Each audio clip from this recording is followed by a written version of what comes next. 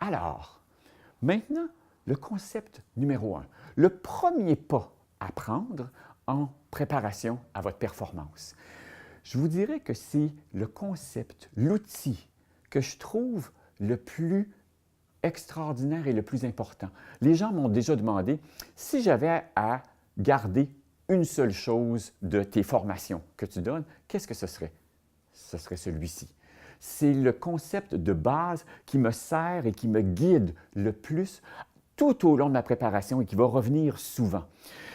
Je l'appelle la route ou le ravin.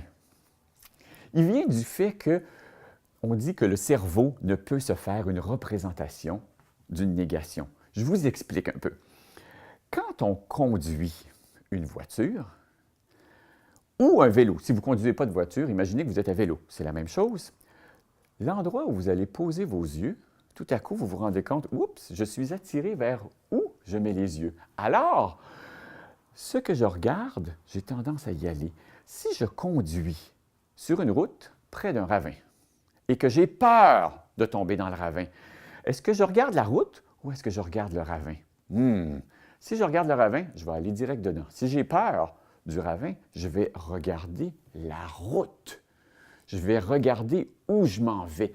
Alors, vous allez avoir besoin de clarifier ce que vous voulez, pas ce que vous ne voulez plus. Alors, on va aller dans la formulation, dans le jeu de préparer, de transformer les mots-clés que vous utilisez dans les situations de stress, dans les situations de performance.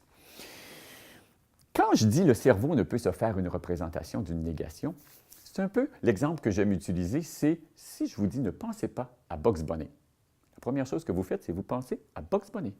L'image vient tout de suite à ce qu'on dit. Pour être spécifique et précis, le cerveau peut se faire une représentation d'une négation, c'est sûr. C'est juste qu'il le fait en deux temps. Il va commencer par se représenter ce que vous dites et ensuite trouver une solution pour répondre à la négation. Si je vous dis, pensez à un homme qui n'est pas en train de conduire une voiture. C'est bien compliqué. Alors, vous pensez à un homme, vous pensez à une voiture, vous mettez un X dessus, puis là, vous vous dites, est-ce qu'il est à vélo, est-ce qu'il est ou un homme qui marche? C'est très long et lent comme processus. Alors, imaginez en situation de performance, si vous êtes en train de vous dire quelque chose, ne fais pas ça, c'est exactement comme si vous êtes en train de dire « Ne pense pas à Bugs Bunny ». Vous êtes en train de penser à Bugs Bunny. Vous avez besoin de canaliser, de clarifier ce dont vous voulez, ce sur quoi vous voulez porter votre attention. Alors, ce qui est extraordinaire, c'est qu'on le fait parfois dans la vie courante. Si je vous dis, quand vous arrivez au restaurant, est-ce que vous demandez au serveur « Ah, ce soir, je ne veux pas manger de poulet ».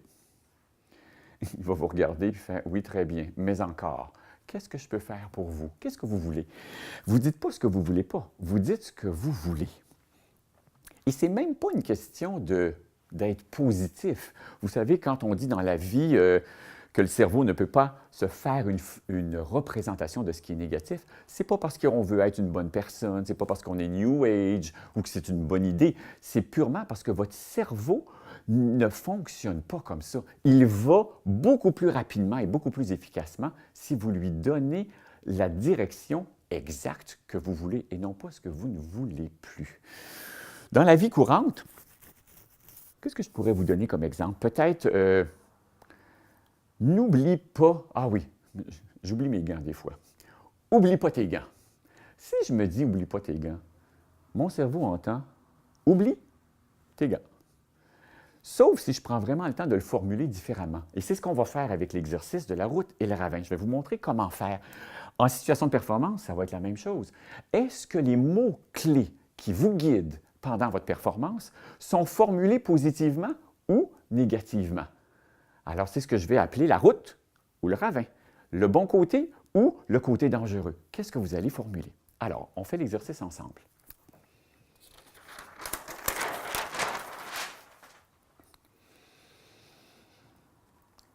Je vous raconte, il y a quelques années, deux ou 3 ans, je suis en train de donner une formation en Europe à des chanteurs. Et dans l'après-midi, je présente le concept numéro 1 en leur expliquant la route et le ravin et tout. Et le jeu que je joue à ce moment-là, c'est J'utilise l'exemple « ne pensez pas au chiffre 12 ». Surtout, ne pensez pas au chiffre 12. Puis, j'y reviens de temps en temps, vous n'êtes pas en train de penser au chiffre 12. Et tout le monde trouve ça très drôle, on a beaucoup de fun. Et ils comprennent très bien à quel point une information négative ne nous aide pas, elle nous ralentit. Alors que si je disais « pensez au chiffre 5 », tout à coup, « Ah, 5, ça a tellement plus de sens et c'est plus efficace. » On a travaillé un peu la route et le ravin. Le lendemain, pour la suite de la formation, il y a une des chanteuses qui vient me voir pour me dire, elle avait un concert la veille, on est dans un festival de musique pendant l'été. Elle avait à chanter un air pendant la soirée. Et dans cet air, il y avait un couplet et ce qu'on appelle un intermède musical, avant le deuxième et le troisième couplet. Tout à coup, dans son intermède musical, elle s'aperçoit que depuis qu'elle a commencé à chanter, tout ce qu'elle se dit, c'est « pousse pas, pousse pas, pousse pas ». Puis là, elle fait « pense pas au chiffre 12 ». Elle clique avec le travail qu'on avait fait dans l'après-midi et elle a la rapidité d'esprit pour se dire « quelle est la différence? Quel est le contraire pour moi de pousse pas? C'est quoi l'opposé? C'est quoi la route pour pousse pas? » Puis là, ce qui lui vient instantanément, pour elle, dans sa tête, ce qui fait du sens, c'est « ah, rebondir comme sur un ballon de gym ». Alors, elle commence le deuxième couplet, au lieu de se retenir, elle se met dans l'action. Elle a l'impression, ce qu'elle me dit, c'est « j'ai eu l'impression d'enlever que je conduisais avec mon pied sur le frein, ou comme si mon frein à bras était mis ». Là, tout à coup, je me suis remis à aller de l'avant en faisant attention, mais en faisant attention, en faisant quelque chose au lieu de me retenir de faire quelque chose. Oh, ça a été tellement plus satisfaisant. Puis elle me dit même que ses amis dans la salle lui ont dit « Hey, le deuxième et le troisième couplet, c'était tellement extraordinaire. » Ça l'a libérée, tout simplement parce qu'elle a donné la direction. Alors, c'est un peu le travail à faire. Quand on le fait d'avance, ça va vous permettre de réaliser « Oh, est-ce que je suis sur la route ou est-ce que je suis dans le ravin? Où êtes-vous en ce moment? » Alors, imaginez que vous êtes en situation de performance. Quels sont les mots-clés que vous vous dites? Quelles sont les phrases, peut-être que c'est des phrases, des bribes de phrases qui vous viennent? Les indications, souvent, nous viennent de nos enseignements antérieurs. Ça peut être des profs, ça peut être des coachs. Qu'est-ce qui vous vient en tête? Si c'est positif ce qui vous vient, vous allez l'écrire sur la colonne de la route. Et si c'est négatif, c'est correct, il n'y a aucun problème. Au contraire, on en a besoin. Vous allez l'écrire dans la colonne du ravin.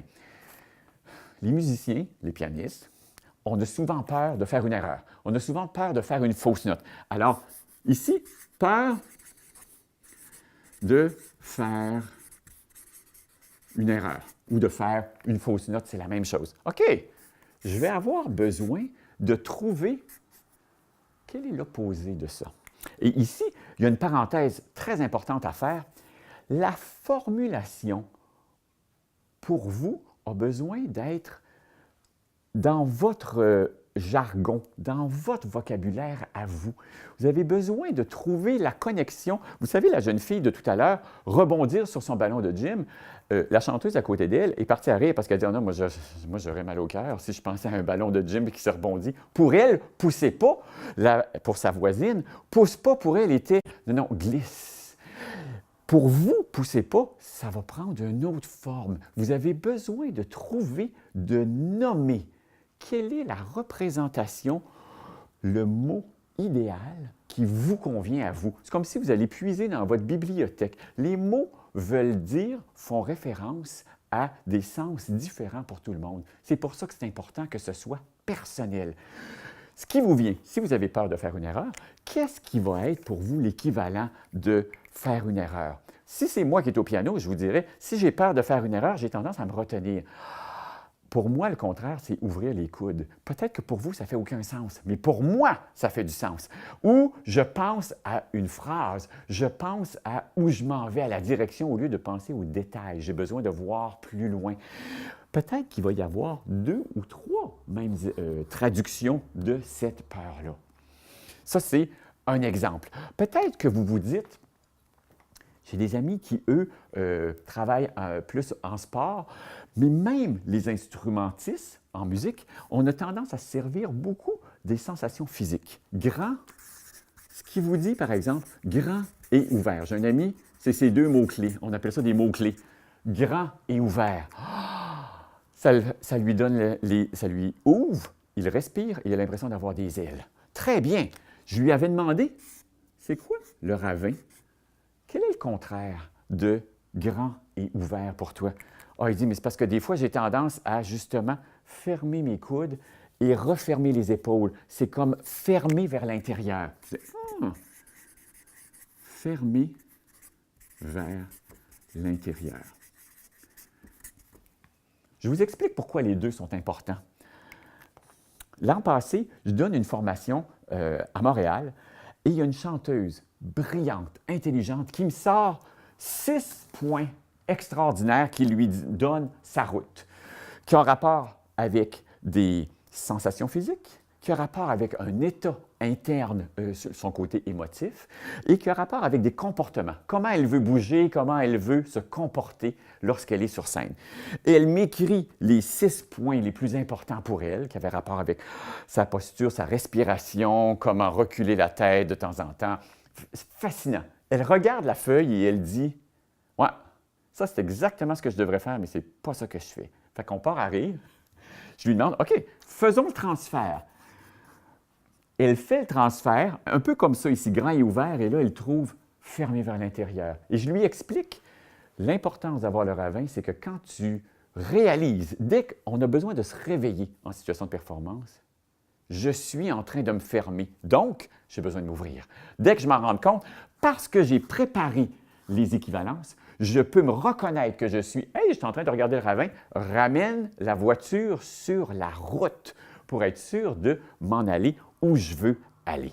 Alors, ça peut être, comme je vous disais tout à l'heure, un geste physique, ça peut être de replacer la tête, ça peut être d'ouvrir les bras, ça peut être dès que je sens que « Oh mon Dieu, j'ai arrêté de respirer. Est-ce que je respire? » Moi, quand je me rends compte que j'arrête de respirer, j'inspire pas, j'expire. Mon réflexe, mon mot-clé, c'est « expire ». Puis là, je peux recommencer à parler parce que j'ai tendance à m'enflammer. Alors, j'espère que je ne parle pas trop vite depuis le début parce qu'effectivement, je peux aller très rapidement. Une fois de temps en temps, il faut que je me rappelle plus calme. Sinon, les gens vont avoir de la misère à suivre. Ça fait partie de mes mots-clés quand je parle en public pour m'assurer que je garde le contact avec vous pour que vous puissiez suivre ce qu'il y en est. Alors, je vais vous inviter à faire cet exercice-là et trouvez-en le plus possible. Quels sont les éléments que vous voulez amener avec vous sur scène? Qu'est-ce que votre poste de radio joue à l'intérieur de votre tête quand vous êtes en performance? Et écrivez-les. Si c'est négatif, c'est là. Si c'est positif, ici. Et faites le transfert dans votre mot.